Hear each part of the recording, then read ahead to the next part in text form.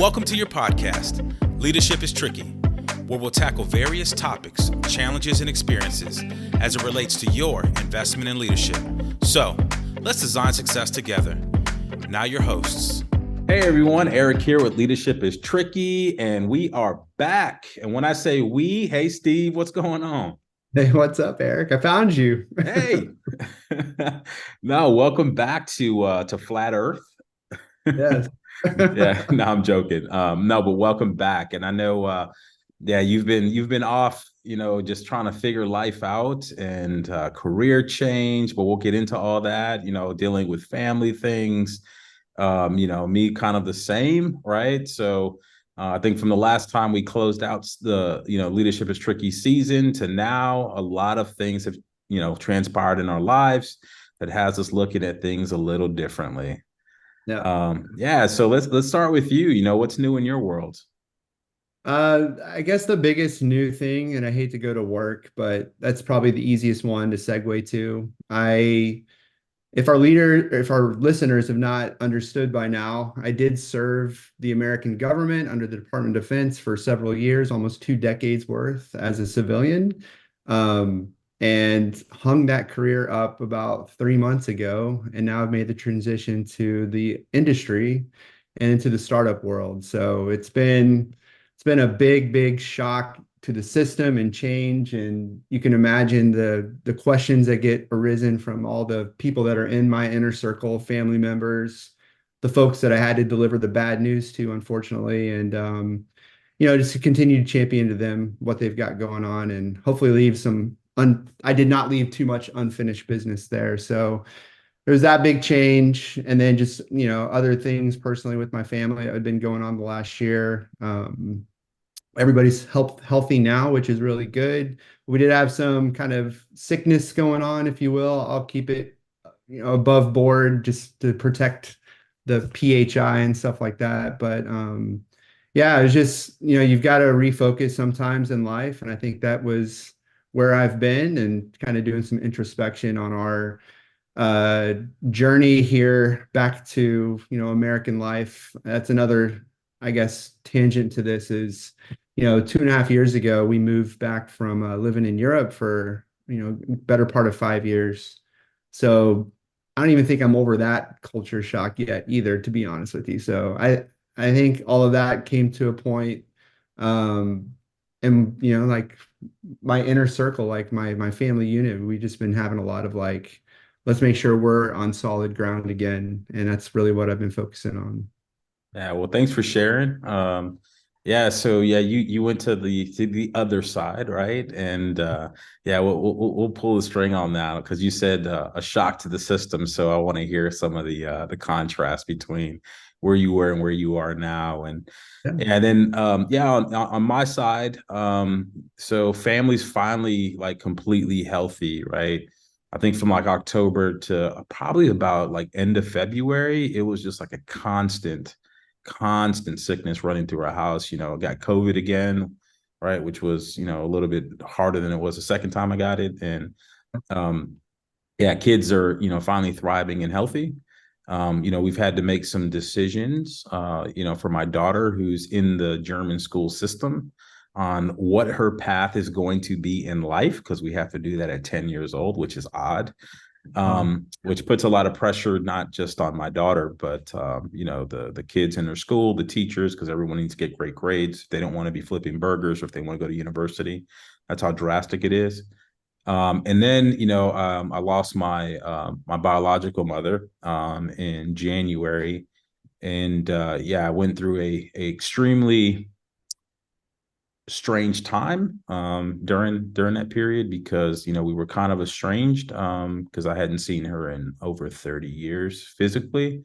We talked via chat mechanisms and Facebook and things like that, but just there was a moment there where you start to wonder like, hey, did I do this the right way?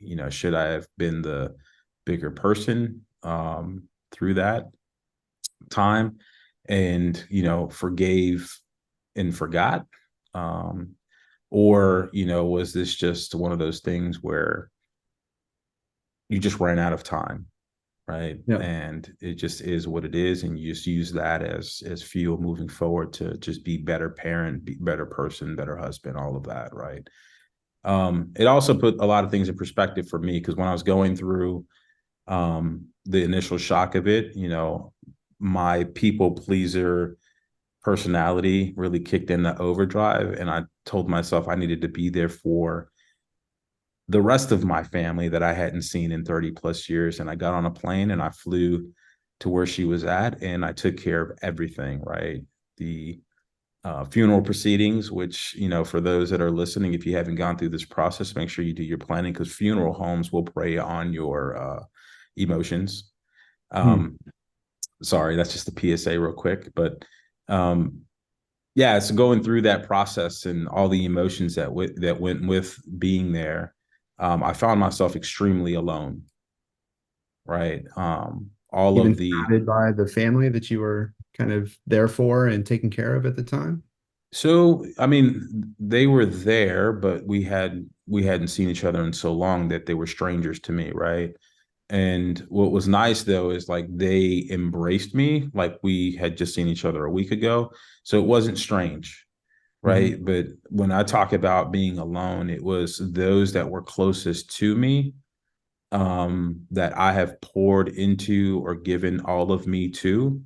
And it's not just family members. This is also, just friends or coworkers or, acquaintances, right? You find yourself in that moment extremely alone because they're just, no one's pouring into you in those moments, right? And you start to see that time doesn't stop for anyone, and that you need to protect your energy at all costs, right? Because coming out of that experience, and I won't, call anyone out, but those that should be there for you just aren't, right? So you start to look at that relationship and that connection you have with that person a little different, and you pull away, right? Because when you expected more, there was nothing given. Mm. And then you start to also see when you really, really need folks to help you through any type of trauma or emergency, that a lot of people are very selfish and unwilling to sacrifice. And even if it's time, energy, emotion, whatever, they're unwilling to be uncomfortable or give, but they're very comfortable taking. And once I realized that, I took a step back for about 4 months, and I said, I'm not doing anything. I'm not doing volunteer work. I'm not giving any of my time. If I don't want to do it, I'm not doing it. Um, and I really just poured into my immediate family, which was my wife and my two daughters, right? To be present, right, with all that extra time that I had. And just, I wanted them to realize that um, things things are going to change, right? Because I was just giving myself to everyone and anyone that needed me, and they were just chipping away at my energy, and nobody's giving back. So I know I just went on I wanted to be a little light and hey, we're back, but that's just kind of what I've been going through over the last several months of just working through, you know, how do I get I, centered and I then protect appreciate my it. energy? Yeah, I mean, and the realness of it, I will say on behalf of all the listeners, like thank you for sharing. It's amazing that you even had the gumption to do that introspection, and prioritization is really what I would call it, of your time, which is the most precious asset all of us have. Right, It, to me, it democratizes like the money and the worth and the status and all the things that we all have together. At the end of the day, we're humans with a ticking time clock right, of that. And that's 24 hours a day, and it's all equal amongst you and me and anybody else. And however you share it and spend it is how you equate worth and value and all of those things. So, to give a little bit of like, so what I liked about what you said is it allowed you to take a second look at relationships and those expectations that you said between folks. And there's some stuff happening in the background. Sorry about that. That's Zoom for you. Um, what I'd like to do is kind of flip it on its head too. Were you surprised by any one or any relationship that actually affirmed those expectations and caused your bond potentially to grow and become stronger? Yeah, I mean, so one of the things about me, right, because of like how I grew up and the trauma that I endured as a child, been very selective with the people that I lead, bring into my circle. Right? There's probably 5 people on this planet, right? And I'm putting my hand up for those that can't see me, but 5 people on this planet that they can call me at any time and say they need me, and I'm there, right? And there's few hundred people, right, that are in my life that I would be willing to, to pour into. But I would say those people on my hand were there, right? You included, and some others that were there. But I would say that one of the ones that surprised me was my father, right? Because this was a woman that he, quite frankly, despised, right? And for many reasons that were valid. And also my stepmother, mother, that's a person I call my mother. They were there 100%, right? Even though they had feelings towards her that were extremely negative because of all the things she did to me as a child. Because my childhood was not great, right? But it shaped me to who I am, right? So, but I was surprised with my father because my dad, he heard it in my voice, that I needed someone, and he jumped on a plane without question, arrived at, past midnight, on the first thing smoking, and, got a shitty rental car and drove it down to my location. But he was there, right? And he was very open to having dialogue with me that was uncomfortable as we were going through that process. And then my mother would call me and reach out all the time to be there for me. And she said something that was really awesome too, because she said, this was after the fact. I said, it was great that that you guys were there for me. And she was like, Erick, you're always there for everyone else. We wanted to make sure that we were finally there for you. And that has brought us a lot closer. And so with those 5 people that I talk about, and my father, my mother being there 100% going through this difficult time, I would say, our bond is a lot closer. Yeah. That No, what I love about what you said, the first thought was your dad sensed a disturbance in the force, if you will, and that sixth sense, and you and I are fathers, so we get this. But when you feel that disturbance that something needs to be done, like he absolutely took charge and was there to be there when you needed somebody, even if you did or didn't even know at the time. Because you were dealing with all that tactical day to day, like let's go take care of this and this and this. How cool. What a cool story. I hope there's a lot of people out there that are that lucky as well to have like that supportive of parents that can and would be able to do those kinds of things. So how blessed you are, man. That's really awesome. Yeah, I appreciate it. And yeah, that was a great question. So I appreciate you, Yeah. entertaining me and, tapping Well, in. I only went down that road because in moments of stress and grief and anxiety and all those things, like what I heard, I think you say was you had to check a lot of relationships and time transactions. I'll go back to this analogy for a while. Because you were giving out so much more than what was coming in, the bank was running dry, like you were going Right. into the deficit.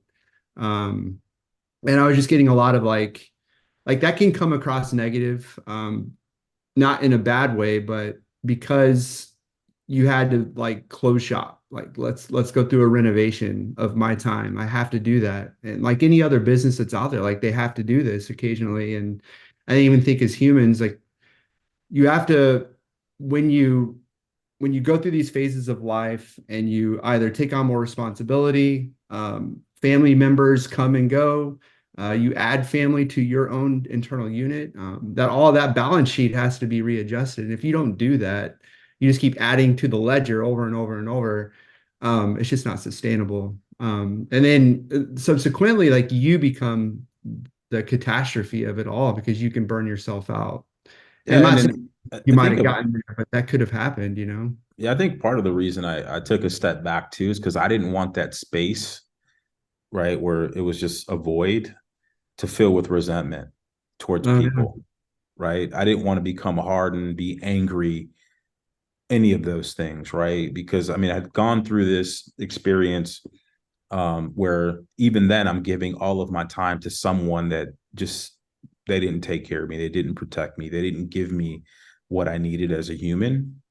But I was still there because your first love in this world is your mother, Hmm. right? No matter what happens after the moment you come into the earth, that's the first person that you have a connection with from the minute you have a heartbeat is your mother, right? And as a son, right, I had this overwhelming feeling to be there and take care of things so that burden didn't shift to someone else. I mean, when you really look at it on the surface and at face value, you'd probably be like, the hell with that, right? But being who I am, and who I am, and the listeners out there, that I'm all about serving. And I continued to give even when I had nothing to give in that moment. And I was looking for those around me to pour back into me, to give me the energy to keep going. So when I didn't receive what I felt I should have received, um, or not enough of it, I had to come back. I had to do an inventory of those connections, inventory of my time, and then now prioritize where do I step in and step out while protecting my time. Kind of like double dutch, right? Yeah. Once I'm in there, I got to keep my legs moving, right? But I also have to figure out a moment where I can step out of it, right? Before I get smacked in the neck with one of the jump ropes, right? So Yeah, go ahead. now I was going to walk you down this path. So you said 4 months, shop was closed, a lot of no's, unfortunately, but you reassessed everything. It's a probing question, so you feel free to answer it or not. Go ahead and But call me out. Go ahead. Yeah. yeah, exactly. This is what this show's all about, man. All right. So those folks that maybe didn't meet your expectations, and maybe there was some disappointment, resentment, whatever feelings you had in the moment. We had an episode about feedback. Did you ever have that session with those individuals just to like lay it out and speak your truth? Just to either get a response, or you could be content with, having that dialogue and exchange. What was interesting, I had a conversation. I'm going to answer your question. I'm not deflecting. It's perfectly Right. fine. Um, so I had a conversation with one of our leaders in AUSA, Dave, and I'll protect his last name. But if he's listening, Dave, right, you had a huge impact on me. I sat down in his office when I came back and sat down and kind of expressed to him, like, because there was really one individual that really broke my heart through all of this. Um, and I told him how I felt. And then he said, "Hey, have you called this person and asked them why?" Right? Because maybe they're dealing with something as a result of what happened that you don't understand. Right? Mhm. So there's this ambiguity, this unclarity that's out there that, again, like I said earlier, I didn't want to feel that void of resentment, but it was filling quickly the more I thought about it. And I'm going off of assumptions. Yeah. So I made it a point after that conversation to call and express how I felt and hear what they were going through. And they answered the why. And while I didn't understand it, right, that heightened state of anger, right, just dissipated, because then you can kind of see it from their point of view. Although you don't agree with it, at least they had an explanation. Yeah. Right. So, Dave, if you're listening, I appreciate you, 100,000%. I don't even know if that's a real thing, but 100%. But no, it took that moment where I had to take one listen to the feedback I got on how to get after um, that situation, but then also reach out to the individual to express my feelings, and then hear their feelings and take that in. And like I said, while you don't agree with it sometimes you have to take it for what it's worth, right? Is that's how someone else was feeling in the moment. And I was not the priority in that moment because of that. And you have to be okay with that sometimes. Yeah. I would ask another question here. So the Daves of the world sounds like a great, great person. Are those kinds of conversations and individuals energizing for you? Does that fill that bucket back up for you? Would that equate to maybe what you were expecting in the moment as you Yeah. give out energy and your time? Is that something that you're looking for? Yeah. I think part of it is like having people around you that you can share something with, right? And you respect them enough to take the feedback, right? Because they're helping you work through it, right? That's the important part is you want, people make fun of it and they say it all the time, misery loves company. But like when you're in the grip and you're in that moment, right? You want someone to be there that you can just vent to, that will Yeah. just listen, that will provide feedback, right?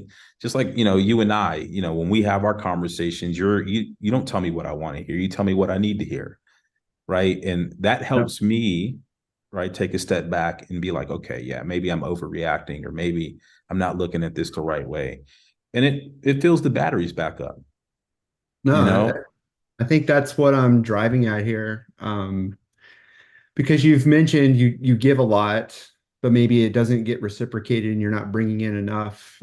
How do you identify like those kind of events where you can bring in more? Is it the Daves that are willing to just sit down and talk about life instead of the work every day and all this tactical stuff that doesn't mean anything, back to that dash between the years that, not to get back into that dark, morbid state, but I mean, I think like relationships among humans to me is like the most self-fulfilling thing that I personally get a lot of energy out of. Because I love hearing stories, I love hearing experiences. And when you hear someone else potentially has gone through an event that you're going through in the moment, or maybe you just did, and you have that opportunity to connect, it gives this like, I call it like a nice level of humanity that's lowered for me because I know I'm not special and unique. And I don't think anybody honestly thinks that they're special and unique. I think it just happens that way because we always want to think that like the world sucks, everybody's against me, and all those negative thoughts, those it's self-destructive as it really comes down to it. And you got to find the Daves out there is what I'm trying to drive here is give you some of that like positive mojo back that yes, this did happen to you. I get it, but you got to go get clarity on this. Like take a step back. You're a more mature person than this. You don't have to hold a grudge because maybe it wasn't even a grudge to hold. Right. And you have that level of trust with the Daves of the world that can come to your aid when you just are confused and have no idea where to go, like how beautiful that is. And maybe he didn't even know that he had that kind of an impact. So maybe my challenge to some of the listeners too is when you're going through kind of these moments where the balance is unequal and you find that person to give you clarity of like why it's a certain way, pay it forward back to them because maybe they need that same drive and fill their bucket back up with energy as well. And I would say what's interesting too is like I always find like energy from people that are giving back, No. right? That are willing to give, right? And and I say it all the time, like even like when we're networking, mentoring, coaching, whatever, right? Whoever you are, right? Don't be a taker, right? Don't just take all of the time, right? Because people get tired of that, and then part of it's giving, right? So I get a lot of energy from those that want to give back because it kind of balances out of how much I give, right? I don't give because I'm hoping to get something back. I give because that's what I want to do. But it also feels good when someone's giving back and pouring back into you, right? To kind of even things out for you. And yeah, so Dave, shout out to you. Yeah, You got a lot of DAP on this. This is great. yeah, I probably need to tell him in person. I'm gonna go see him. In fact, I'm gonna see him tomorrow. Go in his office and have that conversation. And then I would also say too is like even after there were some unexpected people that came and genuinely came to me to give me words of encouragement and feedback, that, hey, we see that you're down, let's pick you back up. And that was kind of cool too, to see that there were people that probably you wouldn't have known that were actually paying attention to your energy levels, or a ripple in the matrix, right, and trying to bring you back into the fold. And yeah, so that was kind of cool. And yeah, so and just because I know I don't want us to go over time here, we got probably about 6 minutes left or so, but um protecting yourself from disappointment comes with understanding that we all have a limited amount of time on this earth, Yep. right? We have a limited amount of time with the people that we love and around us. And sometimes we get caught up on the things that don't matter, Yep. All the right? time. I'm guilty. I am the first to say I'm guilty of. Yeah, I mean, so in a lot of times, and you know me, right? And the way that I'm wired is to always give 1,000%, and no matter what I do, at all costs, which puts myself in a space like this where it's detrimental, right? When there is a ripple in the matrix, because now my expectations are blown. Maybe they were too high to begin with. My energy level's low, and I can't give any more because I'm disappointed or I'm hurt or whatever the case may be. But a lot of the things that drive someone like me, right, is ego, um, right, wanting to be the best at everything, um, which can or cannot break relationships or connections or whatever the case may be, because everything's competitive. Sure. Or you want to be seen as a beacon of hope, right, at the end of the day. But what this whole thing has shown me is, like, if you want to do something, do it, right? Pour into those within your tight circle, right? Give, right, to those that are willing to receive it and appreciate it, and then protect your energy at all costs, right? Yeah. Because when that light dims and is no longer here, right, how are you going to be remembered, right? Yeah. And part of it is, if you're stretched too thin, those closest to you are looking at you like, well, he never had time for me, right? Do that. Um, Yeah, I like the give. I think that's my takeaway from this combo, which has been awesome to hear. Because I think both of us have that like service mentality. Even, I mean, think about your profession, Eric. Like that's what you're doing today. Even you take an oath for heaven's sake to serve and protect something of value. Like that's something that you've signed up to do. Um, I think give with guardrails, and I don't want people to be dissuaded by that, but the guardrails have to be there because unfortunately, like you got to take care of yourself first, also, in all of what we're saying out loud. If you don't do that inventory of those, like Eric said, he's got 5 people that he knows would be there for him and he would be there for them at any given moment. Doesn't matter. Like that's your inner circle, inner trust, inner like tribe, if you will. If you don't do that inventory and ensure that that's as much of a quid pro quo as needed, you're going to get the resentful word is what's kind of triggering for me because it's so easy to get down that path. And you've seen it countless times, not only with, folks in the public side, in the public light. I'm sure that you all have like friends and family as well that they get so downtrodden on the world and life. mhm. And it's even hard to have a conversation with them because they're just, the word is negative. Like it's always like a negative conversation. The world is coming to an end. Like this bad is going to happen. But it's 2024. Like we even got through that thing called COVID, if we remember 4 years ago. This is when like we all started doing this thing, Right. right?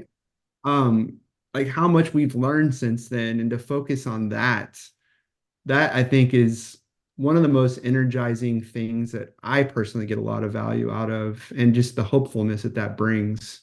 So hopefully people out there are finding folks that can do that for them. And even, I mean, your question is exactly right. Like, how do you give while protecting your energy? We're saying it all. And I think the guardrail word is something that I am trying to get better at, albeit there's moments when I'm either below or above whatever that guardrail happens to be. And you just got to be real about it and have people in that inner circle, those 5 people telling you like, hey, take we need to have a chat. You're out of balance right now. And let's get you right. So Right. it's awesome to have those people. Yeah, it's also like because we talked about like resentment and just from a leadership perspective. I was having this conversation with someone the other day about, you know, when people aren't meeting their expectations and right. And you lay out your expectations to someone, they tell you the expectations they have of you, right? And then when it's not being met, like we have to be very careful we don't fill that void or that space with resentment, right? Or assumptions and Or just go radio silence, right? Not even have the conversation. right. You just freeze in place and it's not good for anyone. And now I would say to those of you that were there for me through this, through this time over the last, several months, I just want to say thank you to you as well, Steve. And for those out there that, are looking, or maybe you see yourselves in my experience, that I just went through, is like, make sure that you find those people, that are willing to pour into you. And sometimes it's okay to take a break. It really is. It's okay to just say no. Take a moment for yourself and focus on the things that make you happy, just to get your cup back full and your batteries, energized again. See a lot of cool stuff behind you that might give you some energy as well. So Oh yeah. yeah. Yeah, there we go. Yeah. There's Yeah, my golf head stuff just on the wall. blocked. For the folks that aren't watching, like we share a passion for golf. So that is definitely one of those things. Yeah. So all right. So we're gonna wrap this one up. Steve, I'll give you the last word. Last word is balance, and the last word plus one is give. All right. All right. So for those of you that are tuning in for the first time, thank you for tuning in or finding us on whatever platform you're on. And for those that are return listeners, thank you for being loyal listeners and an audience to the Leadership is Tricky podcast. This is going to be a great season. This was just a sample of what we're going to be talking about. Going to be hard conversations. We're getting back to our roots of talking about leadership, our experiences, the experiences of others, and really being focused on the leadership aspect of what we do. So thanks for your time. And if you're commuting, drive safe. If you're at home, enjoy it. If you're on the treadmill, keep pushing. All right. Take care.